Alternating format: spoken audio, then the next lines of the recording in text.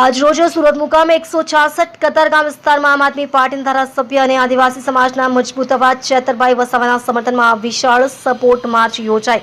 ચેતરભાઈ વસાવાને ડરાવવા, દબાવવા અને રાજકીય રીતે તોડવાના અનેક પ્રયાસો નિષ્ફળ જતા ષડયંત્રના ભાગરૂપે તેમને જેલમાં મોકલવામાં આવ્યા હોવાનો આક્ષેપ કરી આમ આદમી પાર્ટીના હોદ્દેદારો અને કાર્યકર્તાઓએ તેમના સમર્થનમાં એકજૂટતા દર્શાવી અને લોકશાહી તેમજ ન્યાય માટે અવાજ ઉઠાવ્યો। ચેતરભાઈ વસાવા સાથે સમગ્ર કાર્યકર્તા પરિવાર મજબૂતીથી ઊભો છે અને સત્ય તથા ન્યાયની લડાઈ અંત સુધી લડવાનો સંકલ્પ વ્યક્ત કર્યો છે। પુરાવા હજુ હાથમાં જ નથી મળ્યા, જે પુરાવાનો કોઈ ઠેર સબૂત જ નથી, જે પુરાવાનો અવશેષો પણ નથી મળ્યા, તો એ કલમ કેવી રીતના લાગી શકે છે?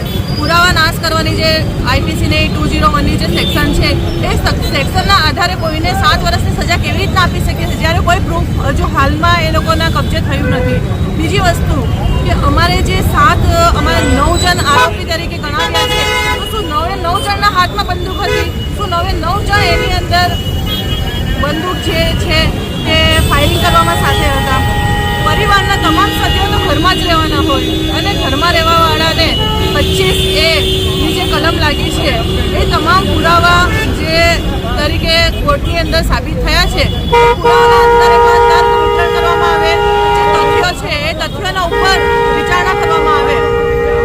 જે સેશન કોર્ટના કાયદા છે એ સેશન કોર્ટના પાયા વિહોણી આ જે જજમેન્ટ આવ્યું છે, જજમેન્ટ વાંચતા અમને એક વખત એવો વિચાર આવ્યો છે કે આની અંદર જજમેન્ટની અંદર જે પુરાવા મળ્યા જ નથી, એ પુરાવાની અંદર કેવી રીતના આટલી મોટી સજા થઈ શકે છે? આ બીજેપીનો ખેલ છે। બીજેપી ડરી ગઈ છે કેમ કે નર્મદાની અંદર બોર્ડ બન્યું છે અને નર્મદાની અંદર બોર્ડ બનવા પછી આટલો મોટો ફેસલો લીધો છે કે જે ધારાસભ્ય છે એનું પહેલેથી પ્રથમ એ લોકોનું ઇન્ટેન્શન છે કે એ લોકોનું જે સભ્યપદ છે રદ કરવાનું।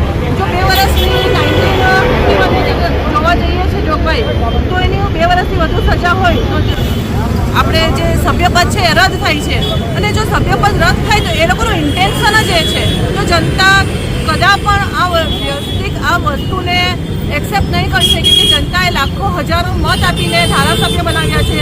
જો તમે ઈચ્છતા હોય કે આ સભ્યપદ રદ થાય ને ધારાસભ્ય પદેથી નીકળી જાય, તો પણ ચેતરભાઈ વસાવા હાર માનવાવાળા નથી અને તમામ જનતાને અપીલ છે કે ચેતરભાઈના સપોર્ટમાં આવે અને હાઈકોર્ટનો જે ચુકાદો છે, હાઈકોર્ટનો જે ચુકાદો આવશે, કાલે હાઈકોર્ટમાં જઈ રહ્યા છે।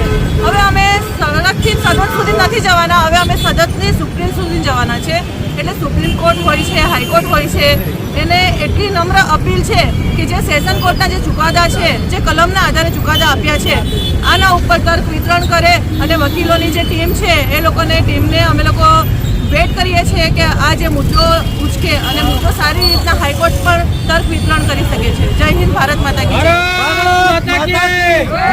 ભારત માતા કી જય। ઇન્કલાબ જિંદાબાદ, ઇન્કલાબ જિંદાબાદ।